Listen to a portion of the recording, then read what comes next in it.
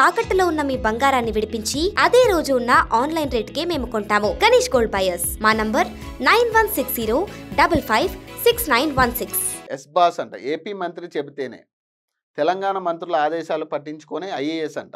ఉమ్మడి వరంగల్ జిల్లాలో ఓ కలెక్టర్ వింత తీరు. లోకల్ మినిస్టర్ మాటలు బేఖతారు.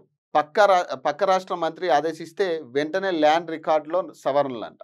సాధారణంగా మినిస్టర్లు ఆర్డర్లు జారీ చేస్తే కలెక్టర్లు తూచా తప్పకుండా పాటిస్తుంటారు. అందులో జిల్లా మంత్రి చెప్పారంటే మరింత జాగ్రత్తగా పని పూర్తి చేస్తారు. కానీ ఉమ్మడి వరంగల్ జిల్లాకు చెందిన ఒక కలెక్టర్ అందుకు భిన్నంగా వ్యవహరించారనే ప్రచారం జరుగుతున్నది. ఓ పని కోసం తెలంగాణ మంత్రులు ఆదేశిస్తే పాటించని ఆ కలెక్టర్ అదే పని కోసం ఏపీకి చెందిన ఒక కీలక మంత్రి ఫోన్ చేస్తే వెంటనే పని పూర్తి చేసినట్లు తెలిసింది. ఇక్కడ పని కావాలంటే ఏపీ మంత్రులతో ఫోన్ చేయించాల్సిన దుస్థితి ఏర్పడిందనే విమర్శలు వ్యక్తమవుతా ఉన్నాయి.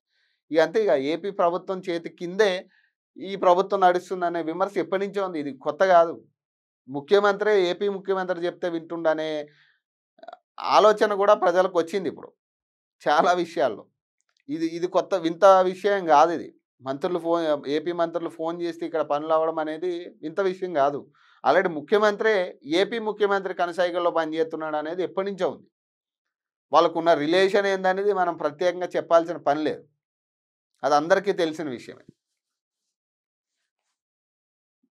ఖచ్చితంగా ఎంతో కొంత ప్రభావం అయితే ఉంటుంది.